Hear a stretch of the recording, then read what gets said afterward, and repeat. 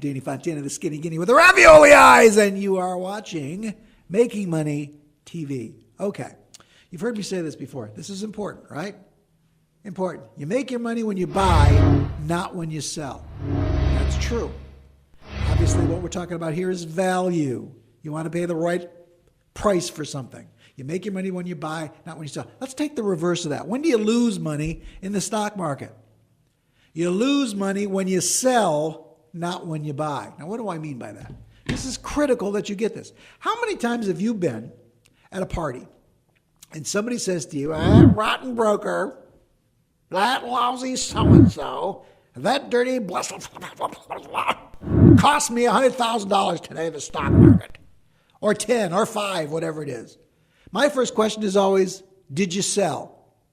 I say, well, no. I said, well, then you didn't lose anything.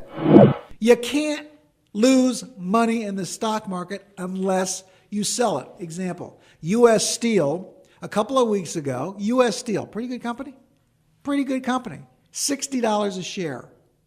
Today it's $52.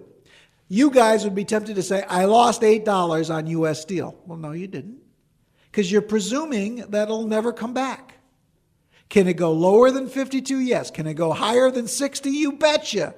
The key there is to not sell it.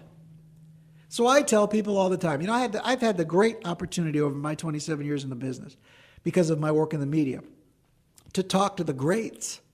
I mean, I've talked to John Templeton. I've talked to Louis Rukeyser, Peter Lynch, Warren Buffett. I've talked to the best, and I ask them all the same question. How do you make money in the stock market? And every single one of them said the same thing. Buy throughout your entire working lifetime and never sell. Did you hear me? Never sell, even at the threat of a point of a gun. The best example of this I can give you is what Bernard Baruch told a floor trader. Now, you know who Bernard Baruch was? Bernard Baruch was the first guy, this goes back to the 1920s, first guy who made $1 million in the stock market. Big time philanthropist. Everybody looked to him as the guru. He was the Warren Buffett of his day. Well, we had a guy named Gordon Bradley who was 93 years old when I knew him, still working on the floor of the New York Stock Exchange. So I go up there one day and he says, Danny, do you mind if I tell you how to get rich in the stock market? I said, of course I don't mind, Gordon. Go ahead. Feel free. Indulge yourself. Have some fun. He said, I learned this from Bernard Baruch. And I went, ooh, name dropper. And I wanted to learn. Okay, what? He said, buy all the way up and buy all the way down and buy all the way back up again. I said, what are you talking about? He said, let me give you an example. Like Lockheed. Lockheed in the 50s was a major defense player. Stock was at $100, went all the way down to 2 because they thought they were going out of business. And they applied to the government for a bailout. Does this sound familiar to anybody?